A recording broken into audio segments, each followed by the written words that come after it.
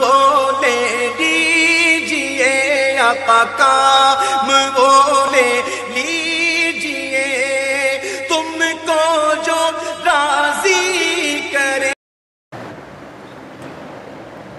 نحمده ونصلي ونسلم على رسوله الكريم اما بعد فاعوذ بالله من الشيطان الرجيم. بسم الله الرحمن الرحيم. ان الله وملائكته يصلون على النبي يا ايها الذين امنوا صلوا عليه وسلموا تسليما. اللهم صل على سيدنا ومولانا محمد معدن الجود والكرم وآلہ وصحبہ وبارک وسلم صلاۃ وسلاما علیک یا رسول اللہ صلی اللہ تعالی علیہ وسلم. حضرات کرام، کل آپ حضرات نے نماز کامل اطمینان کے ساتھ پڑھنے سے متعلق گفتگو سماعت کی تھی.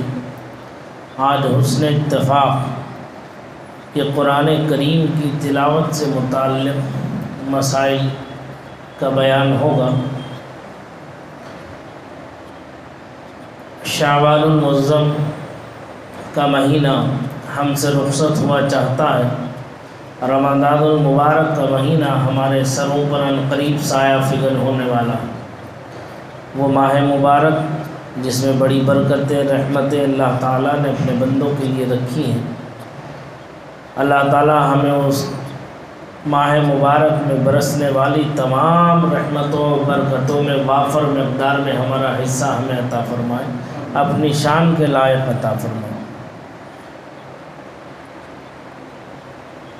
حضور سید عالم صلی اللہ تعالی علیہ وسلم کی قرات مبارک فرمایا، اسی طرح نماز میں خشوع پانے کے لیے تلاوت ٹھہر ٹھہر کر کی جائے، اور جہاں جہاں شرعی رخصت ہو وہاں مثلاً رات تنہائی میں تہجد وغیرہ کے اندر نہایت خوش الحانی سے قرآن کریم پڑھا جائے.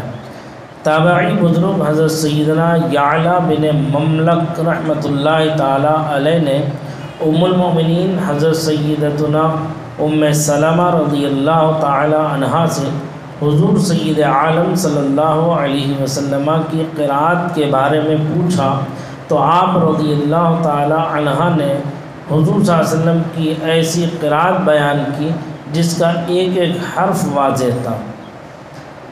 حضرت علامہ مفتی احمد یار خان نعیمی رحمۃ اللہ تعالی علیہ مرأۃ المناجیح میں فرماتے ہیں، یعنی آپ صلی اللہ علیہ وسلم کی قرات نہایت آہستگی سے اور صاف تھی، جس سے ہر کلمہ جدا گانا سمجھ میں آتا تھا، اور ہر کلمے کے حروف حا، عین، زا، ذال، ظا، ضاد واضح طور پر سمجھ لیے جاتے تھے. ایک کلمہ دوسرے سے مخلوق یعنی گڑمڑ نہ ہوتا تھا. تلاوت قرآن کریم کا یہی طریقہ چاہیے. زیادہ پڑھنے کی کوشش نہ کرو، اگرچہ تھوڑا تھوڑا پڑھو، مگر درست پڑھنے کی کوشش کرو. حضرت سیدنا طاؤوس رحمۃ اللہ تعالی علیہ بیان کرتے ہیں کہ نبی کریم صلی اللہ علیہ وآلہ وصحبہ وسلم کی خدمت میں عرض کیا گیا، کون شخص قرآن کریم میں خوش آواز اور اچھی قرات والا ہے؟ فرمایا، وہ کہ جب تم اسے قرآن پڑھتے سنو تو محسوس کرو کہ اللہ تعالیٰ سے ڈر رہا ہے. اس کی قرات سب سے زیادہ اچھی قرات مانی جائے گی. علامہ مفتی احمد یار خان نعیمی رحمۃ اللہ تعالی علیہ اس حدیث پاک کے تحت فرماتے ہیں، یہ حدیث ان تمام احادیث کی شرح ہے جس میں اچھی آواز، اچھی تلاوت کا حکم دیا گیا، یعنی درد دل والی ادا اور خوف خدا والی قرات اچھی ہے. نفس آواز یعنی پڑھنے والے کی اصل آواز باریک ہو یا موٹی. بعض بزرگوں کو دیکھا گیا کہ ان کی آواز موٹی تھی مگر ان کی تلاوت سے خود ان کے اور سننے والوں کے رونگٹے کھڑے ہو جاتے تھے، دل کانپ جاتے تھے. اللہ تعالیٰ ایسی تلاوت ہم سب کو نصیب فرمائے. تلاوت قرآن کرنا یقیناً بہت بڑی سعادت ہے۔ قرآن کریم کا ایک حرف پڑھنے پر 10 نیکیوں کا ثواب ملتا ہے۔ چنانچہ حضور سید عالم صلی اللہ علیہ وسلم کا فرمان ہے، جو شخص کتاب اللہ کا ایک حرف پڑھے گا اس کو 1 نیکی ملے گی جو 10 کے برابر ہوگی۔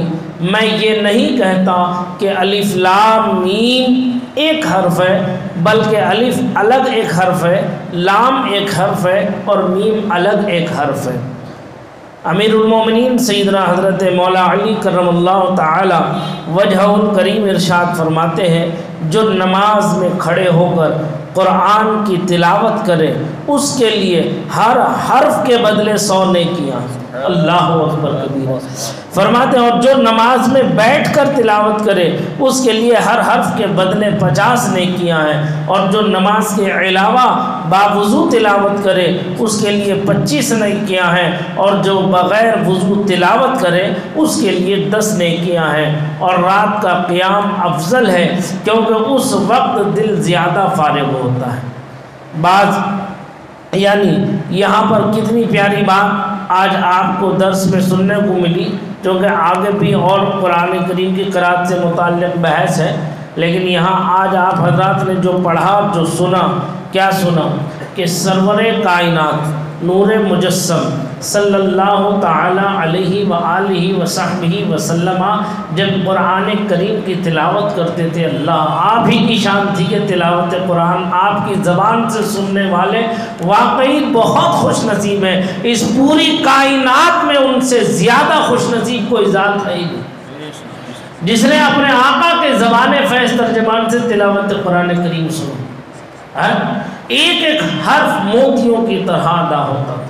اللہ اللہ، میں نے شاید آپ حضرات کو پیچھے کوئی ایک واقعہ بیان کیا ہو، حضرت عبداللہ کا۔ کون ہے یہ؟ حضرت عبداللہ ابن عباس، آپ کے چچا کے بیٹے۔ ایک مرتبہ آپ کی عمر چھوٹی سی تھی، 4 سال کے تھے، سرکار کے گھر تشریف لائے۔ حضرت میمونہ رضی اللہ تعالی عنہا جو تھی وہ خالہ تھی آپ کی، اور وہ حضور صلی اللہ علیہ وسلم کی زوجہ مقدسہ بھی تھی، یعنی امہات المومنین نے۔ وہ اپنی خالہ کے گھر ایک دن تشریف لیا اور دن بھر رہے، اور رات کا وقت ہو گیا، کافی وقت ہو گیا رات کا، تو سرور عالم نور مجسم صلی اللہ علیہ وسلم گھر میں تشریف لیا۔ دیکھا حضرت عبداللہ گھر میں ہے، تو آپ نے حضرت عبداللہ سے کہا، عبداللہ بیٹے تم اپنے گھر جاؤ۔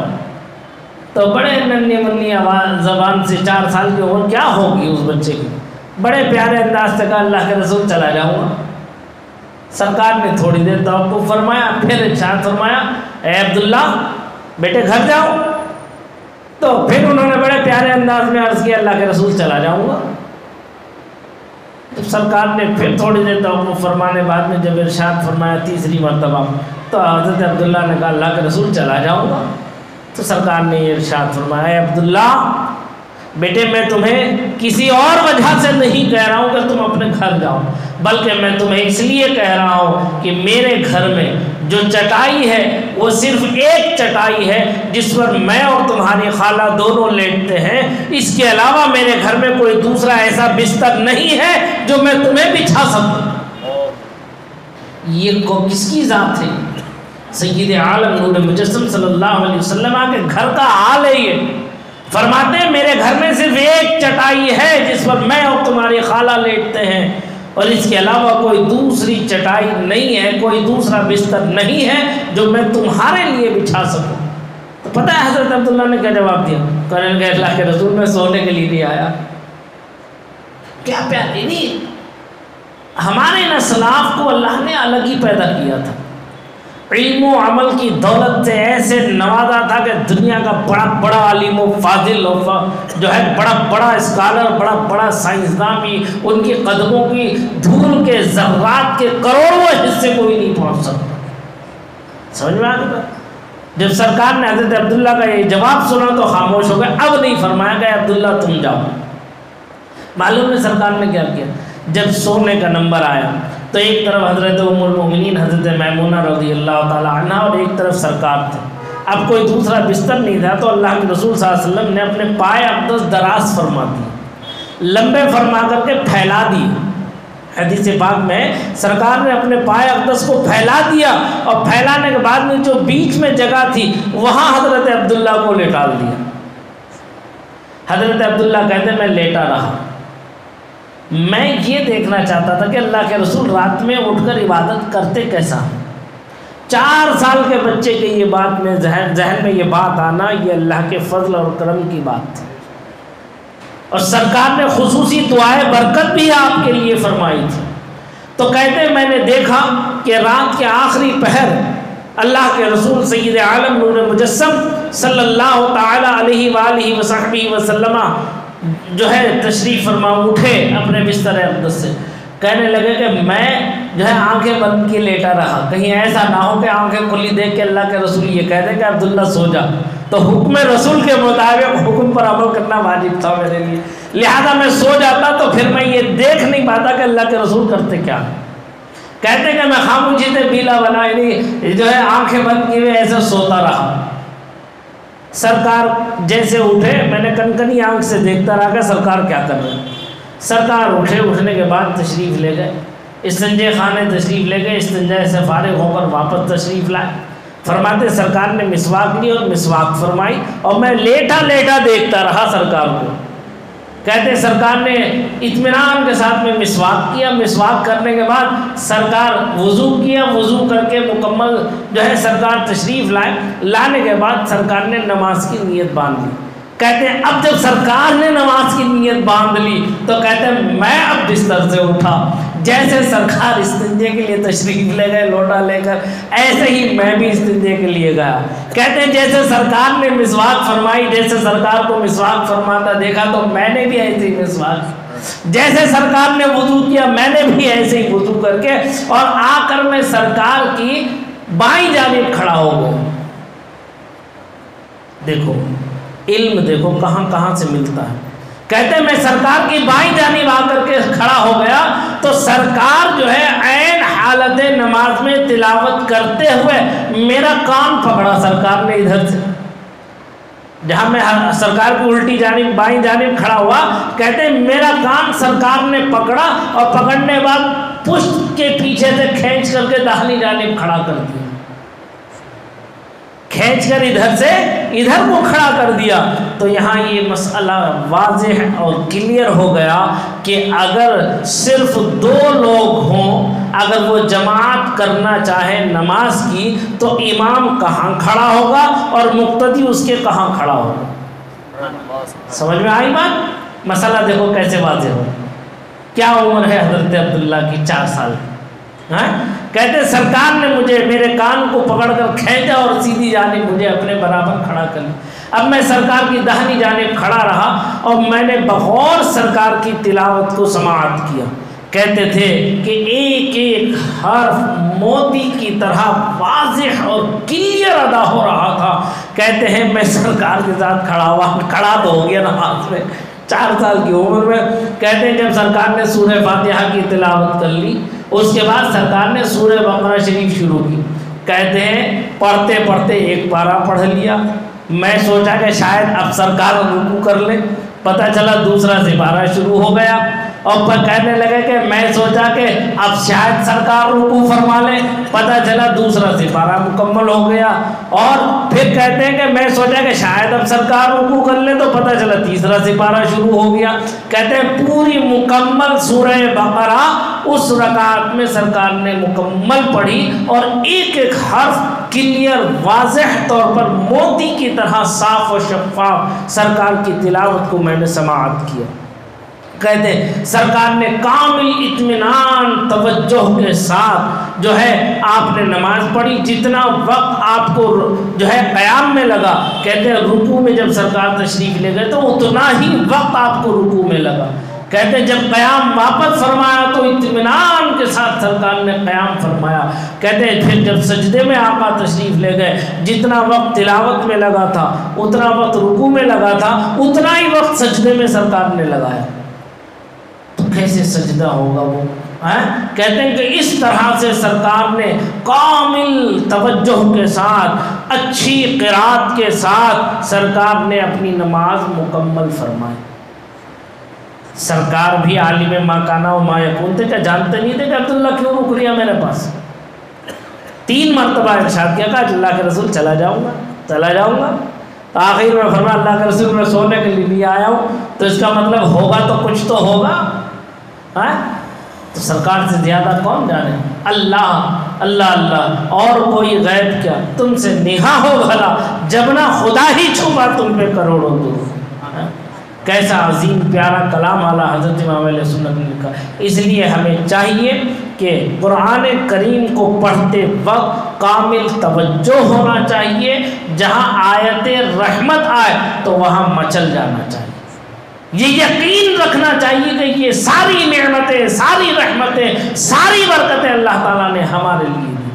اور جہاں آیات غضب آ جائے تو وہاں اپنے گناہوں کا احساس دل کے اندر پیدا ہو کہ ہم نے کیسی نافرمانیاں اپنے رب کی ہیں.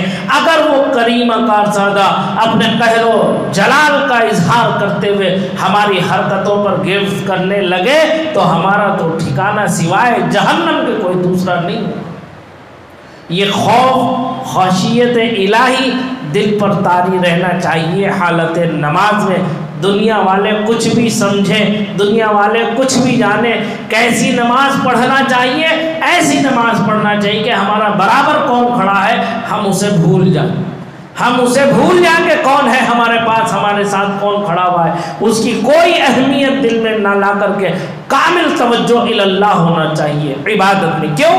ہم عبادت رب کی کر رہے ہیں، بندگی رب کی کر رہے ہیں، تو اس خالق و مالک کا خوف ہمارے دل میں موجود رہنا چاہیے. تب ہماری عبادتوں میں، ہماری ریاضتوں میں، ہمارے نماز میں لذت و چاشنی پیدا ہوتی.